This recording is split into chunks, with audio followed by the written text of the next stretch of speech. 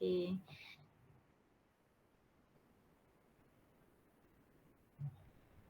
Lambat pula.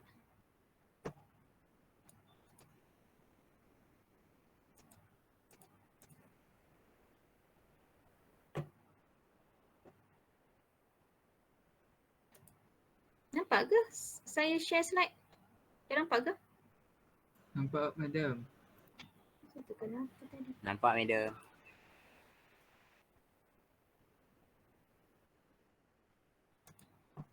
Okay. Falsafah. Okay, nampak Okay, falsafah dan isu semasa. UKI 11402, ingat kita punya kita punya kod untuk khusus ni lah. Okay. So topik 1, pengenalan ilmu falsafah. Okay. Bila kita sebut tentang falsafah, biasanya lah kan orang akan terbayang sesuatu yang wording kan, banyak-banyak perkataan tentang sejarah, tentang kata-kata puitis kan. Biasalah yang tu kan. Kalau saya buat macam ni, nampak tak slide? Saya nak tengok lah. Kenapa dia tak naik slide ni? Tapi Tak nampak kan nampak slide dia. ni kan? Tak nampak. Dah tak nampak dah madam.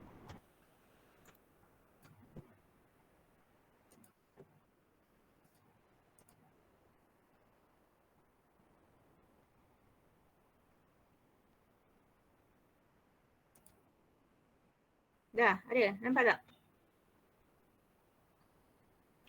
Tak lagi madam. Nampak? Macam mana ni? Tak nampak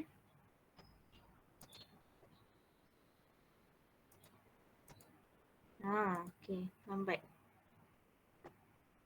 Okay, nampak kan? Nampak dia. Okay. Okay, ilmu falsafah. Itulah yang biasanya lah bila kita sebut tentang bila kita dengar perkataan falsafah kan, itulah yang biasa yang terbayang lah dalam fikiran kita. Okay. Bila kita sebut falsafah, ada boleh siapa-siapa tambah tak? Apa yang bermain dalam fikiran awak? Falsafah tu apa? Saya madam. Respon? Saya Apa rasa dia? bila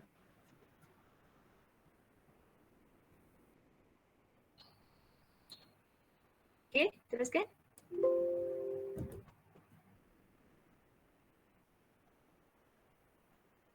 Siapa tadi? falsafah ni Muhammad bagi- Nur Akmal Ya madam. Okay, teruskan. Bagi saya bila sebut mengenai falsafah ni, bagi saya dia ada berkait dengan sejarah.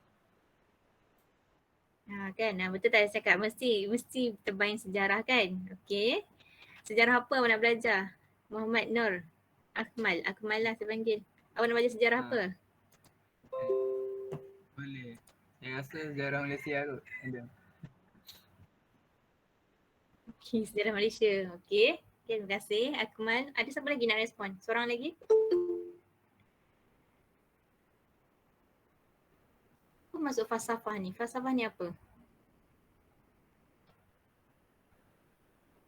Seorang lagi? Ideologi. Ideologi. Okay, Daniel Afiq. Ideologi. Uh, Ideologi tu apa? Mana Daniel tadi? Ideologi tentang sesuatu isu. Okay. Ideologi tu idea lah satu fahaman terhadap idea. Ideologi tu sebenarnya satu fahaman juga kan. Ada orang yang ada kelompok yang berpegang kepada idea semata-mata tanpa mempedulikan tentang benda-benda lain. Okay.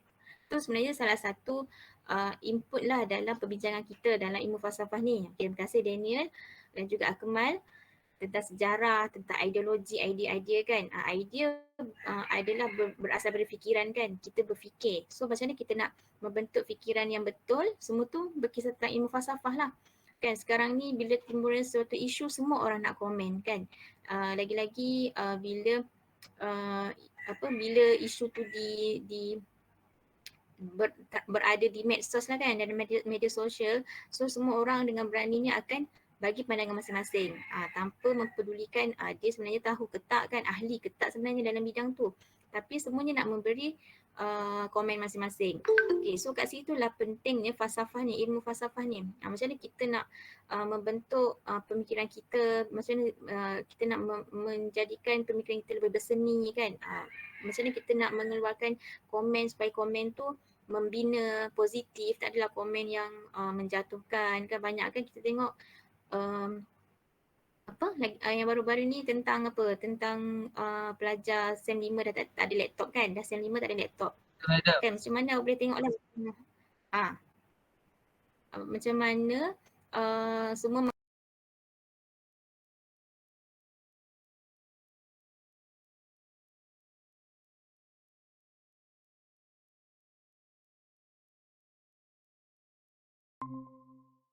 yang awak belajar kan, elektrik ataupun kejuruteraan awam, semua tu ada falsafahnya masing-masing.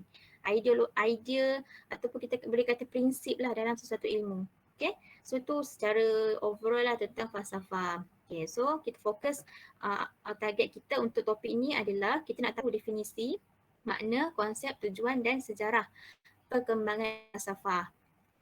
Kan? Sejarah Malaysia tu mungkin ada jugalah sebab kita nak belajar, kita akan bincangkan juga tentang rukun negara. Ni rukun negara ni berkisar tentang Malaysia lah. Okay. Yang kedua, lepas kita dah tahu maksud falsafah tu, kita akan tengok macam mana FPK ni, falsafah pendidikan kebangsaan, falsafah pendidikan kebangsaan yang kita guna pakai daripada kita tadika, kita masuk sekolah rendah, masuk sekolah menengah, lepas tu masuk U kan, sekarang ni lah. Semuanya kita semua kursus-kursus kita, sistem pendidikan kat Malaysia ni, dia menjurus kepada falsafah pendidikan kebangsaan ni. Kan kita berpegang kepada ni lah. Kita nak membentukkan pelajar macam mana, kita nak bina silibus macam mana, semua berpegang kepada FPK ni. Okay. Dan juga rukun negara. Rukun negara tu yang banyak kita nampak lah kalau nak merdeka ataupun masa sekolah rendah dulu kan, dekat belakang buku tulis tu ada rukun negara. Okay, sebagai wahana penyederhanaan Malaysia mendepani cabaran global abad ke-21. Macam mana dua benda ni, FPK dengan rukun negara ni, kita boleh jadikan dia sebagai satu medium lah, satu catalyze untuk kita pegang, untuk kita hayati supaya kita boleh depani cabaran global abad ke-21 ni. Okay. Selain itu kita juga nak analisis lah hubungan antara FPK ni dengan rukun negara dalam wawasan falsafah sejahtera. Kan? Semua ni term-term yang kita akan go through nanti. Okay. So ni detailnya lah ilmu falsafah, tentang konsep, semualah hubungan falsafah dengan pembangunan negara. Kan macam aku macam kat tadi, sejarah negara. Pembangunan negara tu macam mana berlaku, dia akan relate dengan sejarah juga. Okay, so falsafah rukun negara, falsafah rukun negara tu apa? Prinsipnya apa? Peranan, hubungannya dengan falsafah. Dalam rukun negara tu ada falsafah. Falsafah pendidikan kebangsaan, FPK. Kan kita tengok apa dasar pendidikan Malaysia, sistem pendidikan kita guna ni lah matlamatnya. Kita nak bentuk pelajar yang adakah jurutera yang dilahirkan oleh UiTM nanti adalah jurutera yang berintegriti, yang seimbang jeri ataupun yang ada nilai kemanusiaan. Semua tu adalah FPK lah. Kan tak ada tak terima rasuah, jujur, amanah, semua tu adalah matlamat dalam FPK. Okay, falsafah sejahtera pula adalah falsafah sebagai pentafsiran lah kepada rukun negara.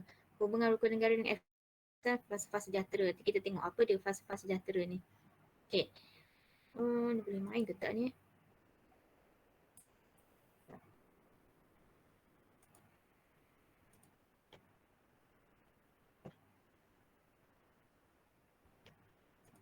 Okay. Internet saya tak stabil berapa petang ni. Sekejap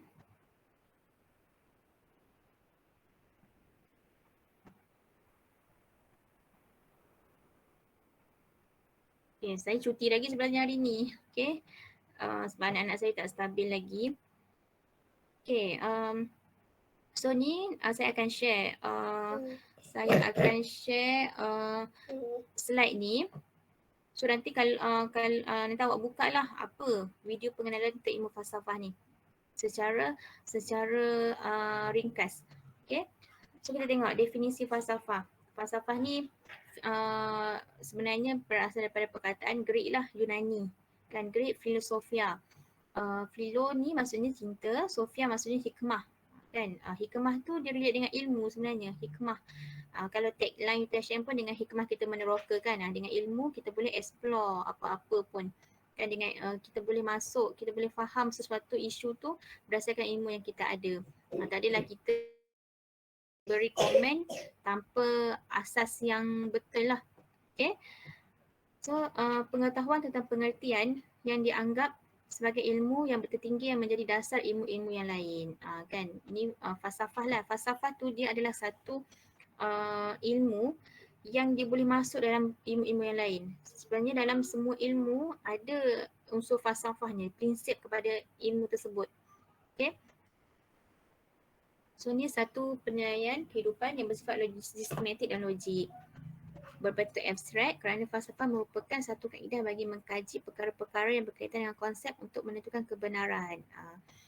Okay. Ini semua apa kita panggil definisi lah kepada falsafah ni. Untuk kita kenal apa itu falsafah. The mother of science, ibu kepada ilmu. Kan, macam tadi Daniel kata idea kan. Idea adalah salah satu cabang dalam ilmu lah. Sains dalam sains ni. Sains ni ilmu sebenarnya. Okay, so mampu untuk meroket segala pertanyaan dan dikatakan telah berkembang sejak 2500 tahun yang lalu. Okay, so ni subdisiplin falsafah. Kan bila kita bercakap tentang perkara-perkara ni sebenarnya kita bercakap tentang falsafah. Tentang logik, psikologi, metafizik, epistemologi, estetika, etika, politik, ekonomi, peradaban. Okay. Logik kan, kita berfikir biasanya kalau dalam ilmu kita nakkan logik lah kan. Tapi tak semua perkara kita perlukan logik. Terutamanya dalam bab-bab agama lah. Kan, terutamanya agama Islam kan. Ada bab-bab dalam agama kita tak perlukan logik. Okay, tapi kebanyakan ilmu pengetahuan perlu kepada logik lah. Kan, macam mana kita nak guna pakai sistem logik ni tu kita akan belajar nanti. Psikologi tu berkaitan dalaman manusia kan. Macam mana hari ni kita nampak seperti tadi Danny murung je kan. Kenapa kan? Tadi siapa lagi? Apa nama perempuan tak naik Lubna Nazihah hari ni pakai baju warna kenapa pakai baju warna oranye kan, maksudnya apa, semangat kan. Sebenarnya semua tu berkaitan dengan psikologi lah kan, macam mana cara kita handle hari tersebut berkaitan dengan kita punya psikologi. Okay, dalaman kita lah. Semua tu adalah falsafah juga. Metafizik ni perkara-perkara yang tak logik tadi. Okay, epistemologi tentang ilmu lah, estetika tentang nilai sesuatu perkara. Okay, etika, politik, ekonomi, peradaban. Politik ni kan sebagai contoh pilihan raya hari tu kan, Johor pilihan raya kan. So macam mana kita menilai pilihan raya hari tu berdasarkan subdisiplin politik ni lah dalam ilmu falsafah. Okay, ekonomi, peradaban semua boleh kita kaitkan dengan falsafah. Okay, so ni saya nak tanyalah, siapa agak-agaknya ahli falsafah, scholar dalam bidang falsafah ni? Bila kita sebut falsafah ni, siapa kawan yang awak kenal lah, kata awak tahulah. Siapa boleh respon? Petang-petang ni, puasa-puasa ni, kena semangat kan? Okay, siapa tahu, siapa nak share? Siapa ahli falsafah, ahli dalam bidang falsafah?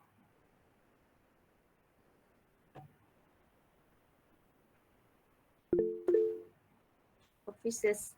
Okay, Hisham kata Confucius. Confucius tu dia, okay, Ibn Sina. Siapa yang tadi? Siapa yang cakap Ibn Sina? Saya, madam, saya.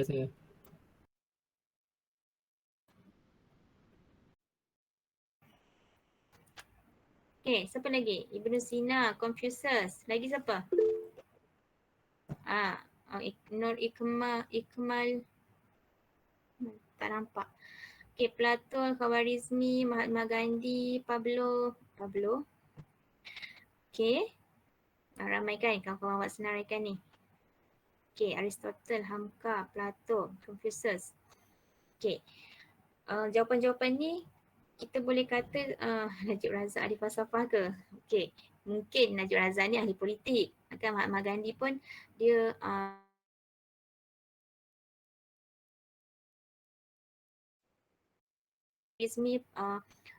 bidang matematik kan, satu sub ilmu dalam bidang falsafah. Plato, Aristotle pun sama. Okay, Hamka. Okay, itu semua betul, tapi itu kita boleh kata itu adalah sub kepada ilmu falsafah tu. Tapi falsafah tu sendiri adalah orang-orang ni kan, Socrates, Aristotle, Plato, Antisthenes. Kalau awak belajar, kalau tingkatan 6 dulu lah agaknya lah kan, sebab saya pun tak masuk tingkatan 6, saya belik-belik je buku adik saya. Dia akan mendalamkan tentang tamadun dunia kan, tamadun Greek sebagai contoh kan.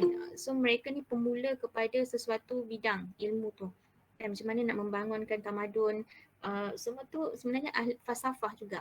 Okay, so Socrates, Aristotle, Plato, Antisthenes ni adalah kita kata dia ahli falsafah Yunani, Greek. Falsafah tu sendiri berasal daripada perkataan Greek tadilah. Kan, kalau cendekiawan Islam, Al-Ghazali, Al-Kindi, Al-Farabi, Al-Biruni, Ibnu Ghazali, Ibnu Rushd, Ibnu Sina, Ibnu Hazm, Khawarizmi tadi kan kawan awak cakap. Ibnu Sina ada kawan awak cakap.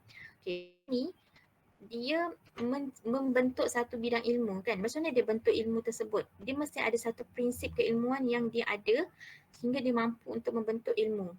Sebagai contoh, siapa? Ibnu Sina, medik kan, ilmu perubatan. Macam mana dia boleh mencipta ilmu perubatan tersebut adalah mestilah bermula daripada satu prinsip, satu falsafah, ahli dalam bidang falsafah tu sendiri. Okay. Kalau kita sebut kita tahu dia adalah satu pioneer kepada sesuatu bidang ilmu. Al-Biruni ni sebagai contoh ahli astronomi kan. Okay. Dan juga untuk ahli falsafah dalam bidang untuk barat kan, ahli falsafah barat untuk moden, inilah Immanuel Kant, John Locke, David Hume, Karl Popper, Bertrand Russell, Francis Bacon, René Descartes, Karl Popper. Okay, so semua ni adalah orang yang kita boleh kata dia ada ideologi dia sendiri. Dia ada fahaman dia sendiri. Tapi kita tak boleh ikut semua fahaman tersebut. Ada yang betul, ada yang salah. Itulah pentingnya ilmu tadi, logik kan. Ilmu yang kita ada untuk kita bezakan sesuatu perkara. Okay. So ni falsafah rukun negara. Okay. So rukun negara ada berapa? Ada berapa rukun negara? Dia respon? Ada 5. 5. 5. Yang pertama apa? Rukun negara yang pertama.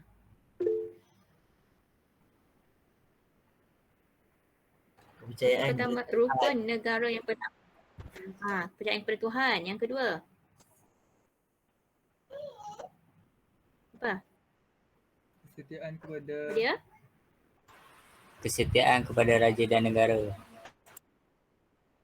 Okey, separuh je. Siapa cakap tadi? Kesetiaan kepada raja dan negara. Okey. Yang ketiga? Keluhuran perlembagaan. perlembagaan. Okey, keluhuran perlembagaan. Yang keempat? Kedaulatan undang-undang. Respon? Kedaulatan undang-undang. Yang kelima? Kesopanan kesusilaan. Kesopanan kesusilaan. Kesopanan kesusilaan ni dalam rukun negara. So kita kena sentiasa bersopan dan bertata susila. Okay. So inilah yang awak sebut tadi. Alhamdulillah masih ingat kan. Okay, kepercayaan kepada Tuhan. Kalau awak tengok TV 1 kot adalah kan lagu tentang rukun negara ni. Supaya remaja sekarang mudah ingat. Okay. Sekejap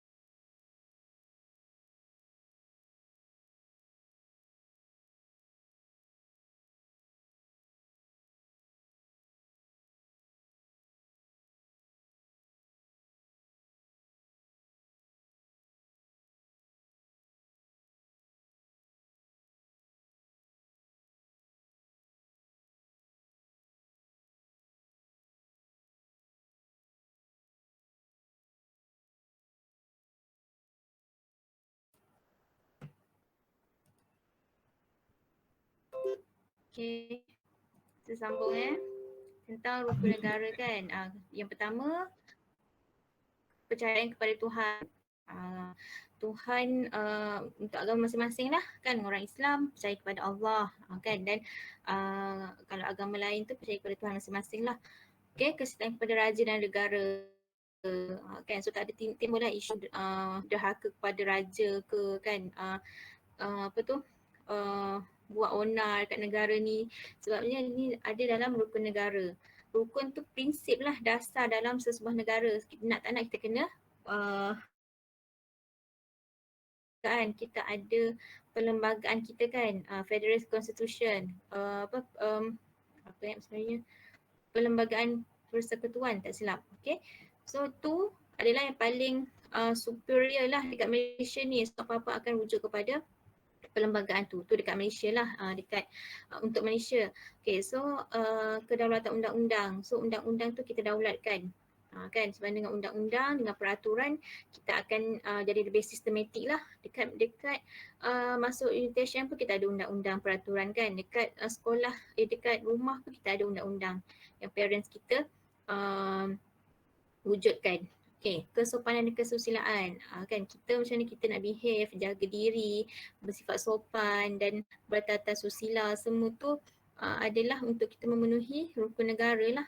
Okay, so ni rukun negara, satu ideologi kebangsaan lah, idea untuk kita apa tu yang dibuat, yang dibentuk pada 1 Ogos 1970. Kenapa? Sebabnya berikutan peristiwa 13 Mei 1969 kan, yang kita tahu rusuhan kaum, pembunuhan berlaku kan, disebabkan perselisihan faham lah antara kaum.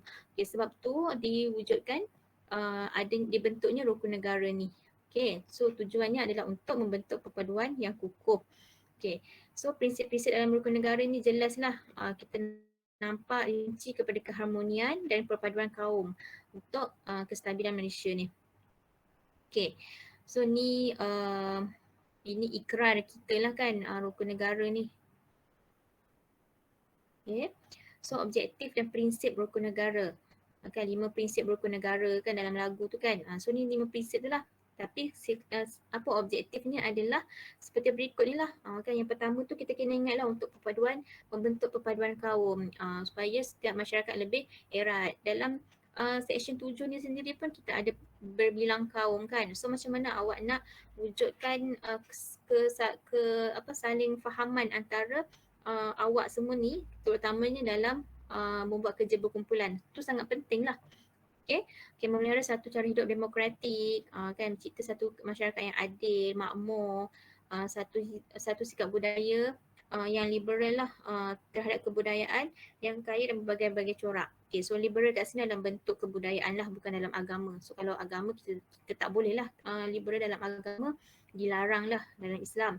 Tapi dalam bentuk budaya tak apa. Okay. Membina sebuah masyarakat progresif kan, dengan yang menggunakan sains dan teknologi. So sebagai contoh PMP kita lah, dulu kita secara bersemuka kan, tapi secara bersemuka pun ada teknologi yang kita gunakan. Okay, so bila berlakunya PKP ni kita adapt dengan sistem online ni kan, secara atas talian menggunakan apps-apps yang sesuai lah, seperti contoh Google Meet, Zoom dan sebagainya. Okay, so prinsip rukun negara setiap satu ni dia ada dia punya penerangan lah, awak boleh baca lah kan, sopan dan susila tu macam mana. Okay, kedaulatan undang-undang tu macam mana, secara ringkas saya dah terangkan tadi ke atas. Okay, kepentingan menghayati rukun negara sangat penting lah. Yang base ni bila kita sebut rukun negara mesti kita ingat untuk perpaduan kaum lah, membina masyarakat progresif, demokratik, adil dan bersikap liberal dalam ni lah kebudayaan. Okay, so falsafah pendidikan kebangsaan, ini elemen-elemen FPK lah. Okay, tadi rukun negara. So ni macam kajian kes lah, kita nak tengok rukun negara tu apa dia punya dasar, dia punya elemen. Ini yang kedua ni adalah FPK, falsafah pendidikan kebangsaan. So apa dia punya elemen yang ada, dasar matlamatnya tu untuk kita kaitkan dengan ilmu falsafah tu. Okay. So ni ini pun kalau awak pergi dekat mungkin awak pergi dekat sebagai contoh pejabat pendidikan ke daerah ke kan, ataupun dekat sekolah-sekolah pun akan ada ni lah FPK ni, falsafah pendidikan kebangsaan. Okay, ataupun awak buka laman web apa ni Jabatan Pendidikan ataupun laman web KPT akan ada lah benda ni. Okay, so elemen-elemen FPK ni kita tengok. Pendidikan satu usaha berterusan. Berterusan lah daripada sekolah rendah, daripada tadika masuk sekolah rendah, sekolah menengah masuk U, daripada diploma pergi pada degree, pada master, pada PhD. Kan yang dah ada PhD, dah bersara, ambil kursus-kursus jangka short term kan, ambil diploma-diploma, CJ eksekutif, semua tu satu usaha yang berterusan lah. Yang FPK galakkan untuk ada dalam sistem pendidikan kita. Okay, memperkembangkan potensi individu. Kan, potensi individu. Sebagai contoh, awak daripada tak tahu, awak tahu satu perkara. Daripada awak malu-malu nak bercakap, kan bila adanya pembentangan dalam suatu kursus, awak berani untuk bercakap. Memperkembangkan potensi individu lah. Okay, so secara menyeluruh dan bersepadu, insan seimbang harmoni, insan yang seimbang dan harmoni lah. Maksudnya bukannya kita nak yang pandai je kan, yang pandai akademik je, yang intelektual je pandai, tapi rohani kurang, jasmani kurang, selalu sakit dan sebagainya kan. So kita nak seimbang lah. Okay, kepercayaan dan kepatuhan kepada Tuhan, rakyat Malaysia yang berilmu pengetahuan, berketerampilan, berakhlak mulia, bertanggungjawab, menikmati kesejahteraan diri, memberi sumbangan. Okay, so kita tengok apa sumbangan kita. Bila kita dah belajar, kita dah daripada tadika kan, dah masuk uni, apa sumbangan yang pernah kita berikan kepada orang sekalian kita, kepada negara kita. Okay, semua kita semak. Semua ni ada tak dalam diri kita? Okay, kan dah setakat yang kita dah lalui sampai masuk U ni lah. Okay, dah 19 tahun hidup kan, 20 tahun hidup, kita dah lalui banyak sistem pendidikan, level sistem pendidikan di Malaysia ni lah. Okay, so kita tengok elemen-elemen ni ada tak dalam diri kita. Okay, so ni matlamat. Kan, patuh, percaya dan patuh kepada Tuhan. Walaupun tinggi mana pun ilmu kita ni, kita kena tetap berpegang kepada agama lah. Okay, sebabnya ilmu tanpa agama dia tak akan ke mana. Okay, so berakhlak mulia, bertanggungjawab pada diri, masyarakat, agama dan negara. Okay, memiliki sasiah yang seimbang dan sepadu. Ni perpaduan antara kaum lah yang berilmu pengetahuan. Tu matlamat FPK. FPK ni pun kalau kita tengok dia ada perpaduan kaum. Sebab tu ada macam sebagai contoh UTHM kan, galakkan supaya sama-sama buat kerja dalam satu grup tu, bercampur lah antara kaum supaya kita boleh bina kesepaduan, kita boleh bina kesefahaman, kita faham kan macam mana lagi. So falsafah dalam pendidikan kebangsaan, jadi falsafah fikir ni. Okay, melahirkan insan seimbang melalui proses pendidikan, melalui sistem pendidikan dalam negara.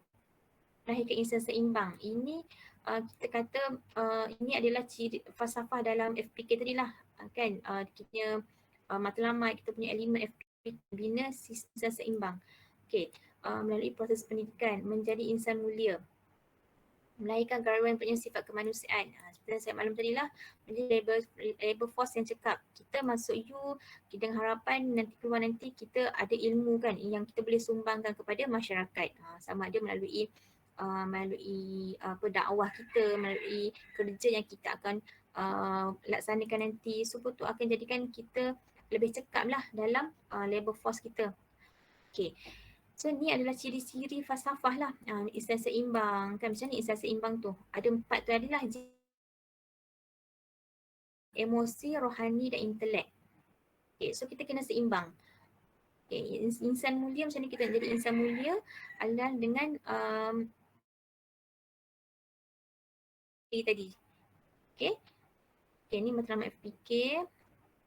Okay, jasmani ni tubuh badan kita lah. Kita bukannya hebat dalam kelas je kan, hebat dalam akademik saja, tapi kita juga ada join kegiatan-kegiatan co-curriculum.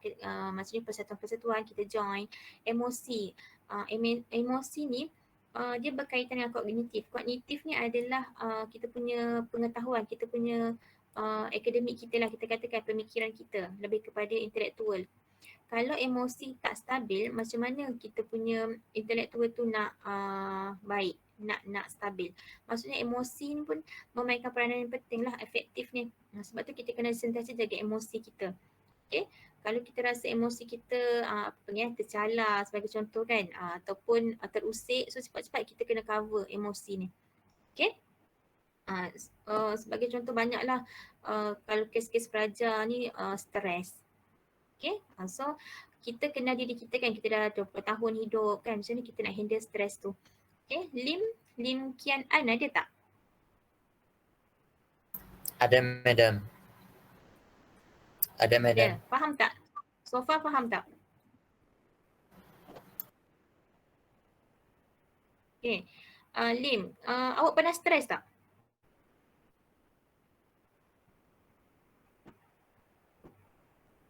Lim, okay. Kalau boleh ni audio, saya nak dengar suara. Boleh? Kalau tak ada masalah apa-apa. Okay, kalau awak stres, awak buat apa, Lim?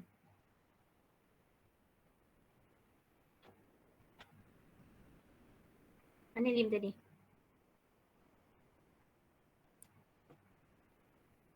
Dah hilang dah Lim. Lim.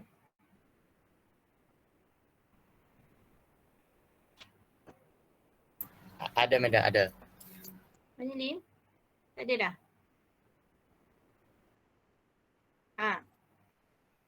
Kalau stres awak buat apa?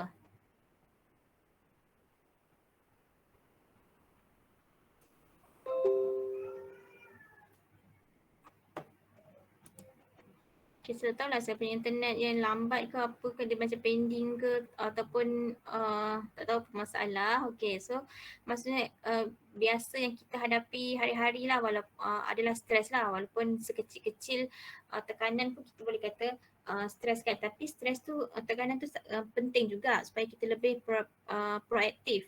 Sebabnya kalau tak ada tekanan kita akan rasa macam sangat-sangat lenang, santai kan. Okay, tapi macam mana kita nak handle stres, macam mana kita nak handle sedih kita, macam mana kita nak handle malas kan. Semua tu penting lah supaya kita seimbang. Penting sebabnya dia mempengaruhi intelektual kita. Kalau awak sedih kan, sedih sampai malas masuk kelas ataupun stres sampai tak nak buat tugasan, so dia akan efek banyak perkara lain. Okay, so rohani dalam kita. Kan rohani tu kita boleh kata keamanan lah kan. Kalau dalam agama Islam kita ada surau, dekat KK kan, Kolej Kediaman tu, macam mana kita join aktiviti-aktiviti surau tu, ataupun kita join kursus-kursus motivasi, program-program motivasi, program-program yang membina kita. Okay, ataupun intelek ni kita punya akademik. Okay, so kena seimbang empat ni supaya kita dapat memenuhi FPK tadi dan juga rukun negara jugalah. Okay, so ni pelan pembangunan pendidikan Malaysia kan. Setiap murid akan mempunyai ni awak ni lah kan. Ada pengetahuan tak? Mesti ada kan, sebabnya dah bila kita masuk kelas, kita sebenarnya hari-hari kita menerima pengetahuan yang baru. Tapi macam mana kita guna pakai, kita soalan itu ada yang berbeza kan, yang memberi kesan lah kepada diri kita. Kemahiran berfikir, macam mana kita berfikir, memimpin kan, macam mana awak pimpin diri awak untuk masuk kelas Madam Aina hari ni, Puan Aina hari ni kan. Awak berjaya masuk kelas Puan Aina, so awak dah berjaya pimpin diri awak. Awak jadi ketua dalam grup tugasan tak nanti, so macam mana awak pimpin anak buah awak. Ada anak buah yang pasif, macam mana awak tarik supaya sama-sama bekerja. Kemahiran juga bahasa Melayu biasa kita dapatlah, bahasa Inggeris, bahasa Arab ataupun bahasa-bahasa asing yang lain. Kita kena explore lah, kena ada kemahiran tersebut. Etika dan kerohanian, ini pun kita kena ada. Identiti nasional, bersifat nasional kan, kita sayangkan negara. Okay, supaya sejajar dengan FPK. Okay, so ni falsafah sejahtera tadi. Okay, macam mana falsafah sejahtera ni adalah yang bersifat kolektif lah. Maksudnya secara menyeluruh. Okay, yang pertama FPK, kita boleh kata FPK tadi kan, kita duk bincang FPK tadi, dia sebenarnya dia membentuk diri individu. individu kan, kita nak bina insan seimbang, insan sejahtera, insan mulia kan. Insan tu seorang lah biasa diri kita kan. Kita ada pendidikan, so kita membina diri kita dalam FPK ni lah. So bila kita memenuhi apa yang ada dalam FPK, so kita dapat membentuk kolektif lah masyarakat, jama'i kan, secara masyarakat lah, secara ramai-ramai. Itu adalah rukun negara. Sebab rukun negara ni ada perpaduan tadi kan. Macam mana rukun negara kita beradaptasi dengan kita saling menghormati masyarakat yang lain. Itu ada dalam rukun negara untuk memupuk kesepaduan. Okay, lepas tu kita pergi kepada falsafah sejahtera kan, secara global. Bila kita pergi ke luar negara kan, bila kita bertemu dengan lagi ramai orang yang berlainan agama, berlainan kaum, berlainan budaya. So macam mana kita boleh berinteraksi dengan mereka. Itu adalah falsafah sejahtera yang bersifat global lah kita katakan. Okay, kalau rukun negara ni mungkin bersifat nasional. Tadi adalah inilah jasmani, J jasmani, E emosi, R rohani, I intelek. So konsep Jerry ni kan dia membentuk ekologi, society, culture dan ekonomi ni. Macam mana 4 perkara ni sangat penting lah untuk kita maintain jika Jerry kita ni seimbang. Okay, so berterusan, menyeluruh dan bersepadu. Okay, boleh tengok dekat sini untuk membina insan sejahtera ni, kita kan insan sejahtera ni kita memerlukan spiritual lah, spiritual emosi kan, rohani, spiritual yang baik, adanya intelektual, kita punya akademik, pengetahuan kita ada, kognitif ni pemikiran lah kan, emosi kita terjaga, etik kan, emosi tu etik. Okay, so semuanya kena seimbang supaya kita boleh pergi kepada society yang seimbang, ekologi kita seimbang, ekonomi juga stabil dan juga culture kita pun terjamin lah, terjaga. Okay, so ni insan yang seimbang dan harmoni. Okay, boleh tengoklah, ni pun Jerry tadilah. Macam mana 4 perkara ni memainkan peranan penting untuk kita jadi insan yang seimbang dan harmoni. Kan, kepercayaan dan kepatuhan kepada Tuhan. Pentinglah kat sini. Kan, ilmu pengetahuan, akhlak mulia dan juga tanggungjawab dan sumbangan kepada masyarakat. Okay, so ni adab, akhlak, limpah budi dan sejahtera dalam FPK. Ni lebih kepada ni lah, kesopanan dan kesusilaan tadi kan dalam rukun negara. So kita boleh tengok benda ni dalam FPK pun ada kan, tentang adab, tentang akhlak, tentang budi kan. Adab dan akhlak penting lah kan, bukan kita dapat di dunia juga tapi di akhirat kita dapat. Okay, tanpa budi, adab dan akhlak akan terombang-ambing nilainya. Ilmu kita tak akan ke mana kalau kita tak ada adab, tak ada budi kan. So jadilah insan yang beradab lah. Okay, so ni budi asas sejahtera, boleh baca lah. Okay, ni quintuple helix model of sejahtera ni kita kata ni model lah, model yang menceritakan tentang sejahtera tadi, insan sejahtera kan. Kalau kita tengok kan, life, intellect, lineage, wealth dengan fate ni, ini sebenarnya ada dalam agama Islam. Kalau awak pernah dengar maqasid syariah kan, dia berkisah tentang kehidupan, maksudnya kita kena menjaga kehidupan kita. Kita kena lari, kita kena jauhkan perkara yang boleh mengancam kita kan. Kita punya arak kan, ataupun tengok perkara-perkara pornografi, sebenarnya dia akan boleh merosakkan pemikiran, akal kita kan. Sebab tu tak boleh berzina dalam Islam, dalam agama lain pun tak boleh berzina kan. Ataupun maksudnya perkara-perkara yang boleh menghampiri zina tu penting untuk kita hindarilah supaya maruah kita terjaga. Okay, wealth ni harta, kekayaan kita. Harta pun kita kena jagalah. Sebab tu kita tak dibenarkan untuk mencuri, tak dibenarkan untuk merompak, tak dibenarkan untuk rasuah. Kita kena berusaha, bekerja untuk dapatkan harta. Okay, fate ni adalah kita punya kita punya akidah lah kan, kita punya pegangan kita. Okay, so setiap individu kita ada pegangan kita masing-masing. Okay, so semuanya pentinglah untuk kita seimbangkan. Okay.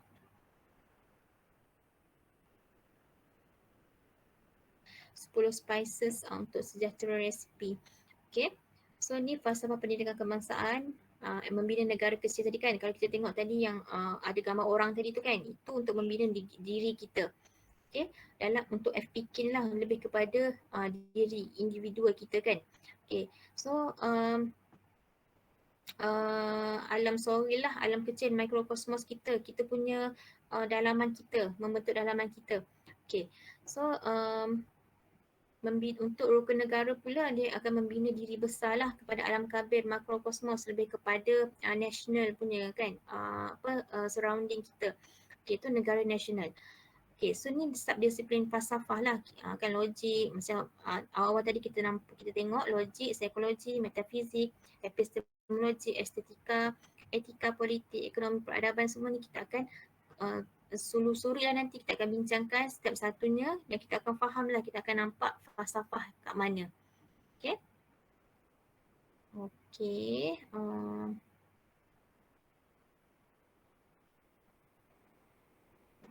Ini rujukan ni lah,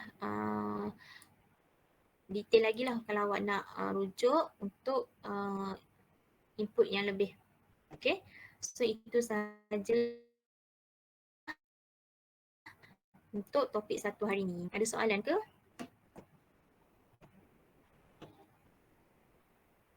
Line saya okey ke?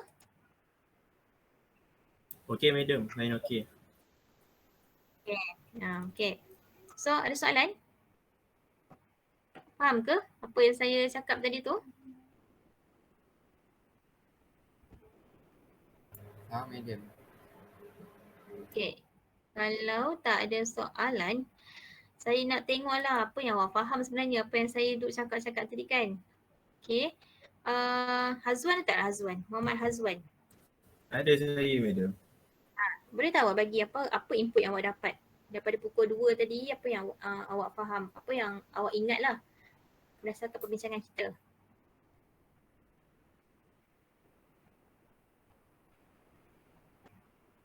Hazwan. Apa yang saya ingat madam? Usah tu. Apa-apa sajalah input yang awak boleh, kalau orang kata awak belajar apa tadi dalam kelas Puan Aina, so awak boleh bagi share kepada kawan awak tu. Apa dia? Okey, apa dia? Pada saya, apa yang saya dapat adalah falsafah merupakan salah satu benda yang paling penting dalam hidup kita, sebab falsafah tu yang akan memandu kita ke arah apa yang kita nak. Apa yang kita nak buat, apa yang kita nak jadi. Benda tu akan mendorong kita sebagai salah satu punca ataupun macam core untuk segala benda yang kita akan buat. Okey, betul. Dia dasar lah, ideologi dasar dia kan. Betul Hazwan. So tu rumusan yang boleh bagilah. Okey, tapi kita akan belajar nanti kan ideologi barat lah terutamanya. Kita tak boleh, kita kena ada asas yang kukuh dulu kan terhadap sesuatu perkara, terutamanya bab-bab inilah bab fahaman ni kan. Okay, so tak apa, so kita akan pergi slow-slow. Okay, so terima kasih Azwan untuk input yang awak dapat lah. Apa yang perempuan kat bawah-bawah memang sikit ke perempuan kat group ni yang dekat section ni? Keshika ada?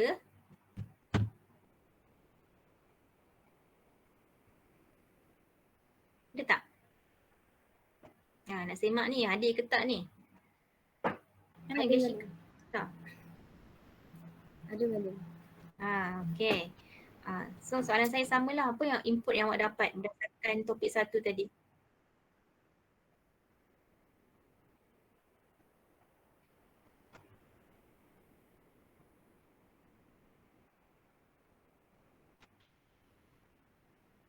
Mana Keshika?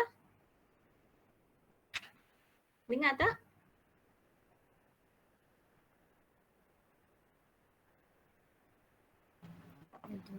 Hello. Ya, Boleh dengar? Saja pasal falsafah ni boleh membina kita untuk menjadi seorang yang berguna, and then mengikut like konsep Jerry yang semua tu. Okay. Jerry tu apa? Keshika.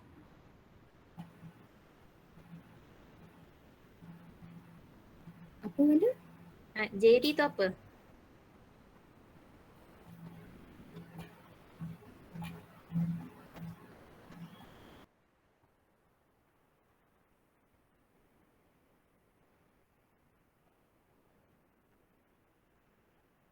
Mana Keshika? Ada tak?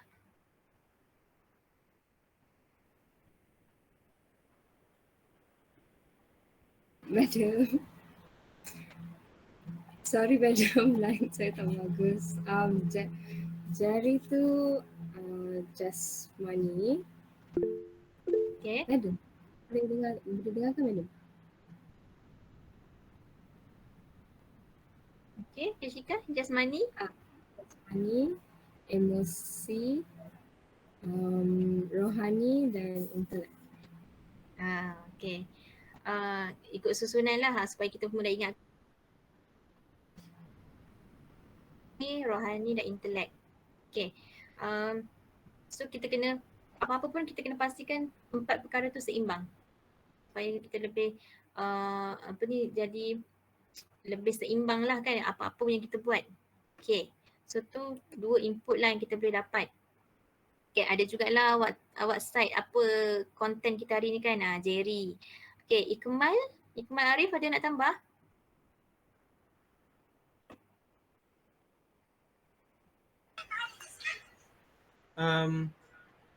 Pada saya pentingnya falsafah ni, contohnya kalau tadi kita sebut pasal rukun negara kan. So rukun negara tu kalau tak ada rukun negara tu mainkan peranan yang penting dalam untuk rakyat Malaysia, contohnya untuk mewujudkan kestabilan dalam kalangan rakyat. Okay. So Ikmal Arif dia share tentang rukun negara kan. Okay. Penting untuk kestabilan perpaduan rakyat. Okay, terima kasih Ikmal. Seorang lagi Nazwa. Mana tadi Nazwa Nazimuddin. Ada? Ada madam. Okay. So boleh bagi apa input yang awak dapat? Hari ni saya belajar kepentingan rukun negara. Betapa pentingnya rukun negara. Rukun negara dapat mencapai perpaduan yang lebih erat supaya kita dapat bersatu padu di mana semua rakyat mempunyai semangat kesertaan dan cinta terhadap negara.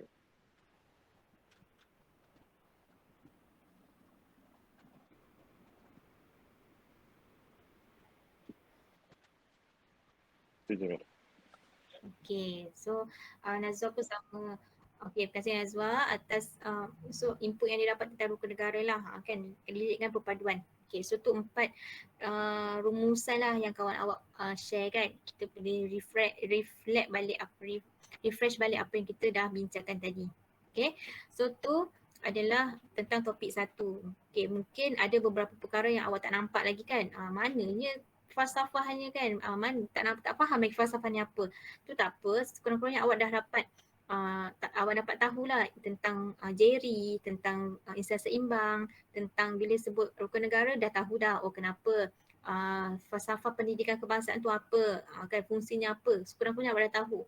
Untuk dalami setiap satu tadi tu kita akan pergi by topik nantilah. Okay, so insyaAllah lah nanti kita akan lebih cerah lah pemahaman kita. Okay, so selesai untuk topik 1. Dan sebelum berakhir kelas hari ni, saya nak detailkan lagi tentang tugasan.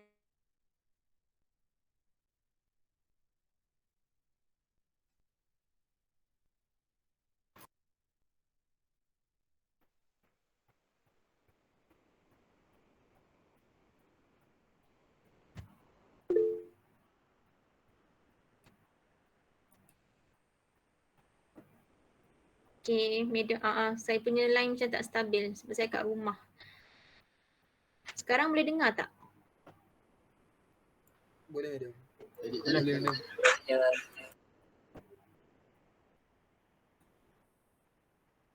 Dengar Okay. So kalau tak dengar,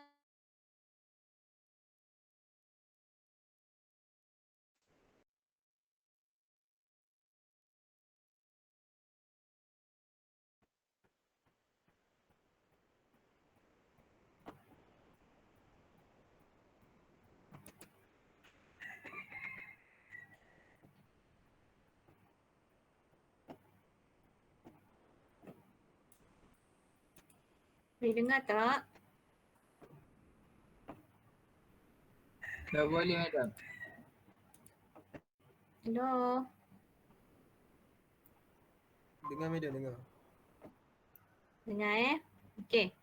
So dah ada isu tak? Apa isu yang awak nak, yang awak dah jumpa terhadap topik awak tu?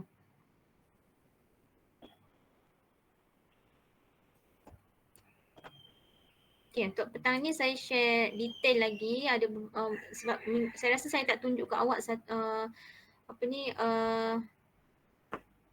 tentang tugasan 2 yang ni. Saya pun tak pasti dah tunjuk ke belum. Okay, tapi tak apa. Okay, so ni tentang tugasan 2 lah. Pembentangan dan juga pembentangan. Dia tally lah dua tugasan ni. Okay. So kita dah mula minggu pertama. Saya dah share ke belum tentang tugasan 2 ni? Belum lagi madam masa. Belum? Belum langsung lagi? Buat grup je hari tu Madam. Bagi tajuk. Okay. Bagi tajuk, okay. So, ini adalah tugasan 2 lah. Tugasan 2 dan pembentangan. So, ni dia punya detail lah. Awak boleh baca, saya akan share nanti. Okay. So, bermula minggu kedua hingga minggu ke-12. Maksudnya sampai 12 dan bulan 6. Bulan 6 ni. Lebih kurang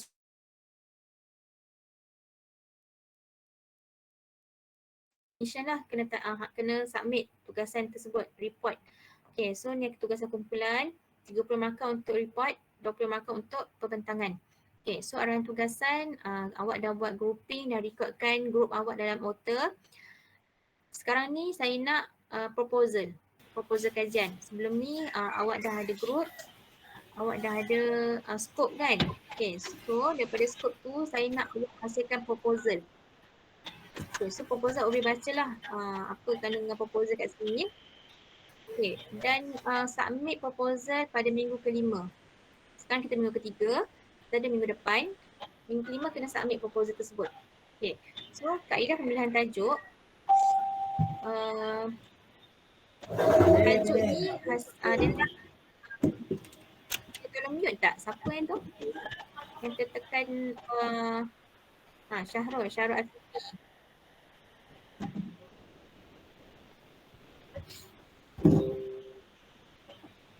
Okay, so tajuk yang akan buat nanti tu adalah hasil daripada penyataan masalah.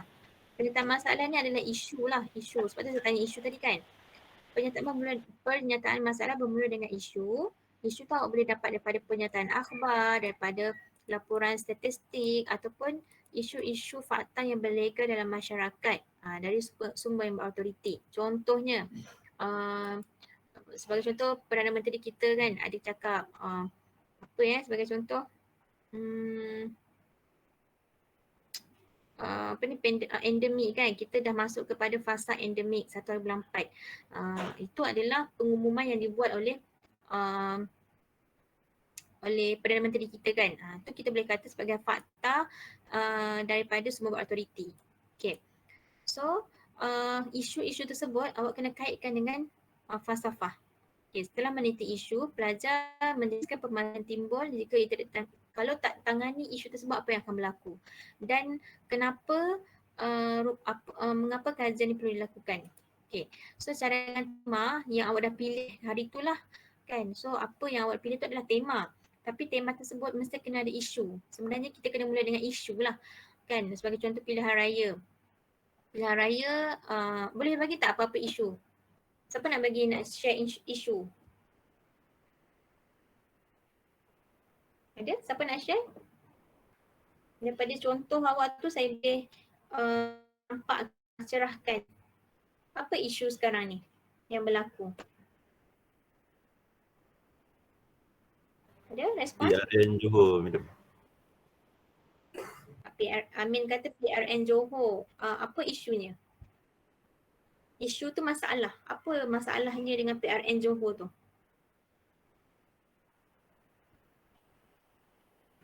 Ada masalah Ramai tak hadir. Ramai tak hadir, madam.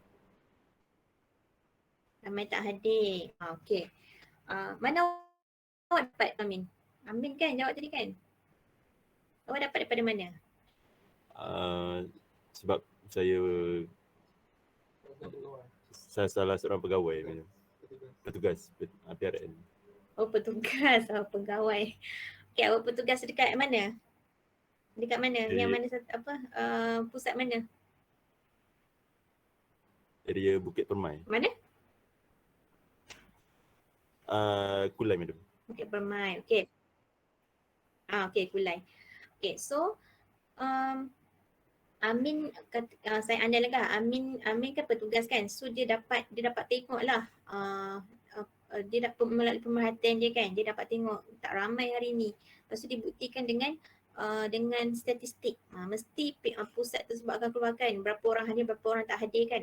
Itu adalah fakta. Itu merupakan bukti lah kepada isu awak. Bila awak kata ramai tak hadir kan, apa buktinya? Berdasarkan pemerhatian saya sebagai saya seorang petugas sebab tu pilihan raya. Ataupun saya ada bukti statistik yang dikeluarkan oleh SPR ni kan. Itu adalah bukti.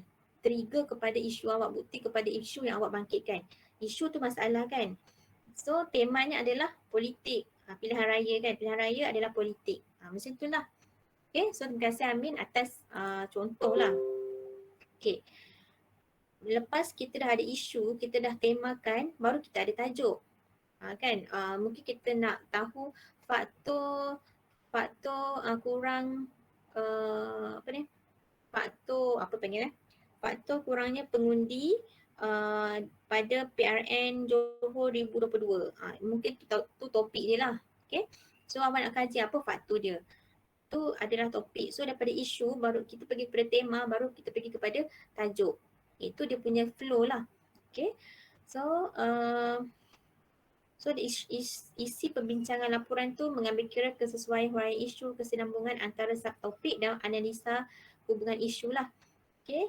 Dan proposal ni, ini template proposal yang saya nak awak selesaikan dan submit pada minggu kelima. Okay, tema skop ni awak dah pilih hari tu. Okay, so daripada tema tu, apa tajuknya? Okay, sebelum buat tajuk tu kena ada isu lah. Dan isunya Amin kata tadi kurangnya bilangan pengundi pada PRN Johor 2022. Buktinya adalah berdasarkan statistik yang dikeluarkan oleh SPR pada 2022 menunjukkan bla bla bla kan. Tepek lah awak punya statistik tu dekat penyataan masalah ni. Okay, di samping tu saya juga bertugas sebagai petugas di pusat dia punya panggilan tu kan dekat di Kulai mendapati bahawa bla bla bla. Itu penyataan masalah. Kan? So persoalan kajian apakah maksudnya apa yang awak nak kaji daripada kurangnya pengundi yang turun hari tu. Yang pertama mungkin apakah apakah corak ataupun apakah sistem pilihan, apakah bentuk pilihan raya ataupun apakah situasi yang berlaku dalam pilihan raya yang dijalankan di Johor tempoh hari sebagai contoh kan. Yang kedua, bagaimanakah pilihan raya berlaku? Adakah ada perbezaan pilihan raya new norm ni dengan pilihan raya sebelum ni? Mungkin awak nak buat kajian contoh tersebut. Sejauh manakah kesedaran pengundi untuk turun mengundi. Okey, sebagai contoh lah kan. So itu adalah persoalan kajian. Objektif kajian ni dia kena menjawab kepada persoalan kajian tadi. Mengenal pasti corak pilihan raya yang dijalankan, yang dilaksanakan di PRN Johor tempoh hari. Mengkaji, yang kedua apa tadi mengkaji apa tadi, dia kena tally yang kedua tadi. Yang ketiga ni sejauh manakah kesedaran kan untuk memberi kesedaran kepada pengundi untuk turun mengundi. So dia kena tally antara persoalan kajian dengan objektif kajian. Metodologi kajian ni pula adalah kaedah yang awak akan gunakan kan untuk dapatkan input. Sebagai contoh, awak nak tahu sejauh mana kesedaran tu kan, awak buat questionnaire, awak sebarkan soal selidik. Okay, guna soal selidik lah questionnaire. Okay, ataupun awak nak buat interview, awak nak interview petugas kan berdasarkan pemerhatian awak. Adakah awak seorang yang perhati macam tu? Adakah petugas lain dapatannya sama tak apa yang diperhatikan? Okay, awak buat interview ataupun awak nak analisis je dokumen-dokumen, artikel-artikel lepas dalam jurnal, dalam tesis, dalam buku. Okay, itu adalah analisis dokumen. Tu kaedah-kaedah yang awak akan gunakan dalam kajian awak. So kaedah-kaedah tu akan membuat awak berbentuk kualitatif ataupun kuantitatif. Kualitatif ni, kaedah yang dipilih itulah yang akan menentukan sama ada kuali ataupun kuanti. Kualitatif ni biasanya kaedah analisis dokumen, kaedah temu bual, kaedah pemerhatian, kaedah kajian kes. Itu adalah kajian yang berbentuk kualitatif. Yang berbentuk kuantitatif ni adalah questionnaire, soal jawab sahaja. Okay, so ada kumpulan yang nak buat questionnaire, dia nak buat interview, dia nak buat analisis dokumen. Mix method lah, kualitatif dan kuantitatif. Okay, tu penentuan yang perlu ditulis lah dekat method ni. Okay, so rujukan tadi. Rujukanlah senarai rujukan yang awak rujuk untuk hasilkan proposal awak. Ada soalan ke so far? Faham? Madam, saya ada soalan.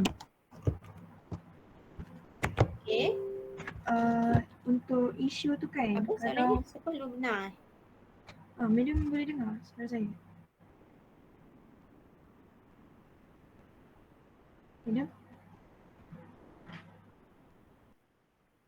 Dengar. Jadi delay sikit. Saya untuk boleh teruskan. Untuk isu tu, kalau macam tadi Madam terangkan kita jumpa dekat keratan akhbar ataupun daripada statistik, betul? Kalau kita just macam random Google dan ada macam beberapa case yang kita dapat daripada Google tu, kita boleh gunakan tak? Google tu daripada mana? Google tu dia banyak sumber juga. Ada yang daripada laman web rasmi, ada yang daripada artikel jurnal, ada yang daripada blogspot. Dia punya sumber juga. Kalau yang jumpa daripada apa-apa yang Madam sebut tadi tu still boleh terima ke? Kalau blogspot tak nak, kalau boleh daripada ni lah keratan akhbar ataupun awak boleh tengok dalam artikel-artikel jurnal, biasanya dia akan ada isu. Ataupun nak lagi, biasanya kalau yang hangat-hangat ni dia dalam surat khabar lah. Okay, apa isu awak? Apa isu guru awak?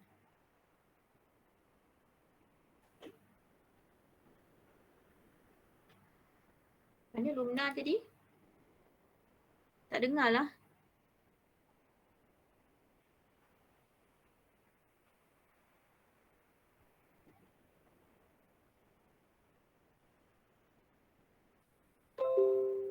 Okay, tak apa.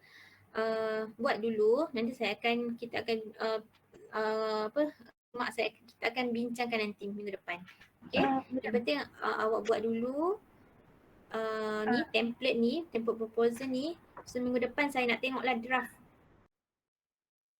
Madam tanya tadi saya punya group.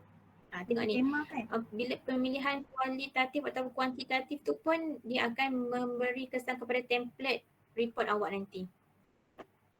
Okay, sekejap Lubna. Okay, ni citation dan rujukan kan. Ini yang untuk awak tulis dalam rujukan nantilah. Kan ada template tentang rujukan ni. Okay, rujukan ni guna template ni. Kalau awak ambil daripada buku, macam ni gayanya. Penulisan rujukan. Kalau contoh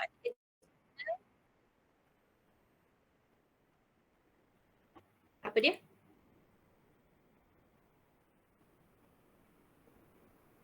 Saya punya internet lambat ke Jadi macam pending gitu.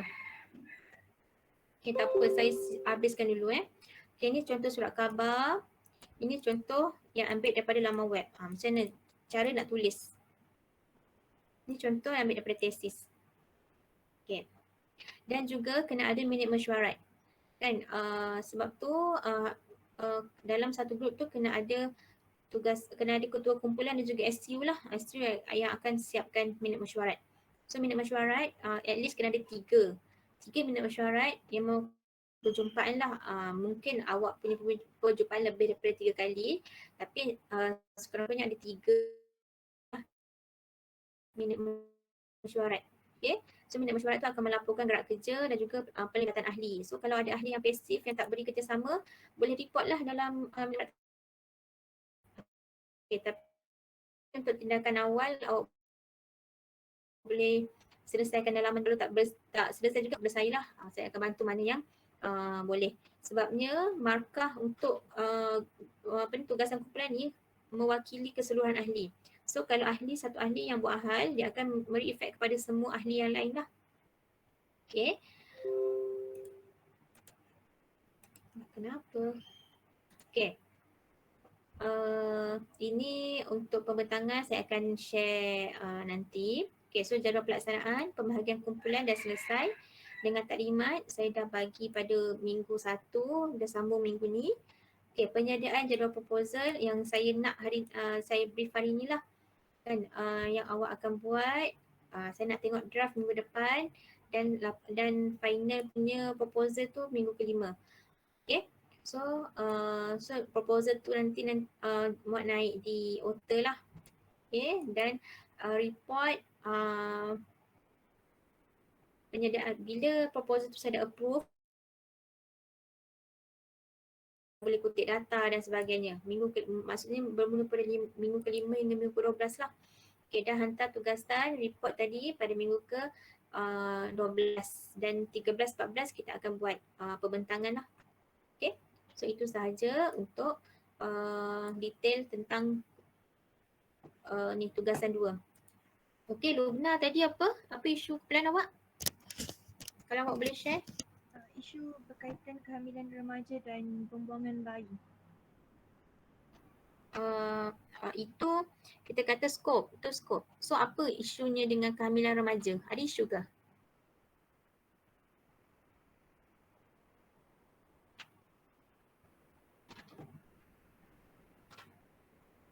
Mana tadi Lubna? Isu macam mana tu madam? Isu tu bila awak kata penghamilan remaja meningkat, kan? Maksudnya penghamilan remaja tu maksudnya remaja-remaja lah. Biasanya remaja ni antara umur 13 hingga umur kita kata 21 tahun lah, tak silap saya kan. So tempoh usia tu ada remaja-remaja perempuan yang hamil dan luar nikah lah. Biasanya penghamilan remaja ni mungkin awak boleh scope kan, mungkin luar nikah ataupun kahwin di usia remaja kan. Mungkin awak ambil di luar nikah. Peningkatan penghamilan remaja luar nikah di Malaysia pada tahun 2021 lah sebagai contoh. Okay, so bila meningkatnya penghamilan remaja luar nikah tu isu lah, masalah lah kan. Maksudnya berlakunya satu masalah sosial dalam negara kita. Buktinya apa? Buktinya dalam surat khabar ataupun dalam artikel jurnal. Bila kita kata penghamilan remaja ataupun pembuangan bayi tu kita tak nampak lagi apa isunya. Tapi bila kata dia meningkat, pembuangan bayi meningkat. Pembuangan bayi meningkatlah biasa kan. Pada tahun 2021 sebagai contoh kan. Itu dah jadi isu. Dia detail lah. Faham tak Lubna? Tapi awak kena support dengan tadilah artikel jurnal ataupun statistik dan sebagainya. Anda Lubna faham tak? Lubna in the group. So kalau faham boleh buat dulu bincang-bincang dalam bahagian waktu yang ada ni, masuk dalam group masing-masing. Tengok template tu, nanti saya akan share template ni lah dekat WhatsApp group nanti. Okay, mana tadi? Ni. Saya nak yang ni je. 1, 2, 3, 4, 5, 6, 7. 7 point ni je untuk proposal. So boleh bincangkan.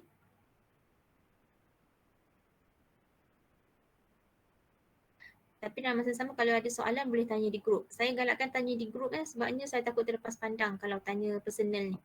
Okay. So itu sajalah untuk hari ini. Okay. Saya ada Ada satu soalan? lagi soalan. Boleh kan madam? Okay, boleh. Untuk isu tu kita memang kena ambil yang paling latest ke ataupun kita boleh je ambil yang macam past punya case ke? Biasa kalau statistik kita ambil yang terkini, tapi paling tak pun 5 tahun lah, 5 tahun ke belakang.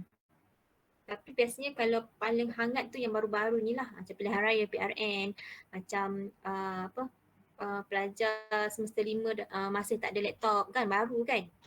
Ataupun endemik ni, fasa peralihan endemik ada isu tak. So tu yang baru-baru. Lagi cantik lah, maksudnya orang pun macam masih teruja nak tahu. Okay. Tapi kalau tak dapat tahun ni, dalam 2-3 tahun backdated pun tak apalah. Okay, boleh Lubna?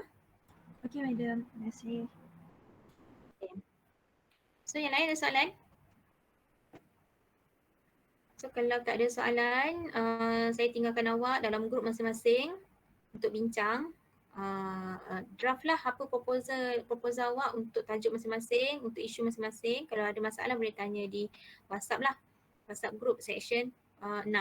Okay, so itu sahaja untuk hari ini. Terima kasih atas kerjasama dan juga perhatian semua. Assalamualaikum warahmatullahi wabarakatuh dan terima kasih semua.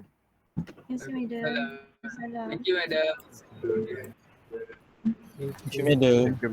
Waalaikumsalam. Thank you, madam.